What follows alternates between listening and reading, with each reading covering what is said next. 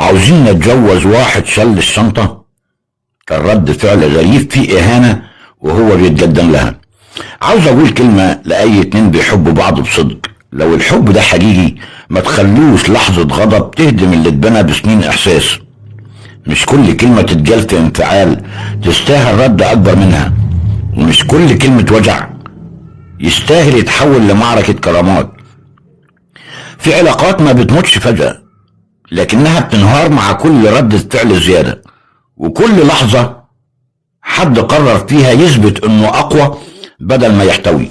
الحب مش سباق كرامة، الحب انك تعرف انك تمسك قلبك وقلب اللي قدامك وقت ما الدنيا تتلخبط، وتختار الاحتواء بدل الكسر. خسارة فعلا لما شخصين يحبوا بعض بصدق لكن كل واحد فيهم يختار الكبرياء في اللحظة اللي كان المفروض يختار فيها الاحتواء. احيانا الحب ما ينتهيش بسبب ان المشاعر خلصت، لكن بسبب طريقة رد الفعل وقت الوجع، ومن موقف اتفهم غلط او خطأ بسيط اتبنى عليه انفعال كبير، فحصل ان الكلام يطلع في لحظة توتر ويكون محرج ومؤلم.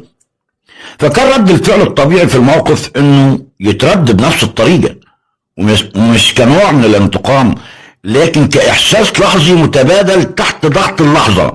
وما ينفعش ان الصوت يعلى في المكان اللي كانوا قاعدين فيه، لان ده زود التوتر اكتر وكبر الموقف، وعلشان كده رد فعله كمان زاد غصب عنه، مش لانه عايز يرد الاهانة باهانة، لكن لان وجود الناس والضغط اللي حصل في اللحظة دي خلى رد الفعل يتضخم بدل ما يهدى.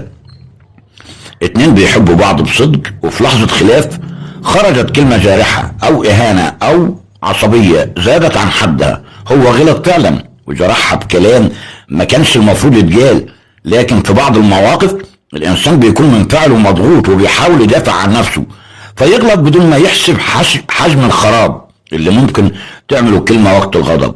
وهنا تبدأ المشكلة الحقيقية. الطرف المجروح ما يبقاش عايز يفهم ان اللي قدامه غلط وندم، بيبقى عايز يرجع كرامته بأي طريقة حتى لو الثمن هو الحب نفسه. وهي هنا قررت تنتقم، مش بالبعد ولا بالسكوت لكن بإهانة توجع أكتر من الرد نفسه. قالت له عاوزين نتجوز واحد شل الشنطة.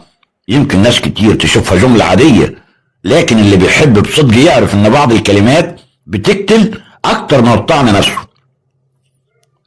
هي كانت تقصد تجرحه وتكسر صورته قدام نفسه وتخليه يحس انه قليل وان غيره سبق وكسب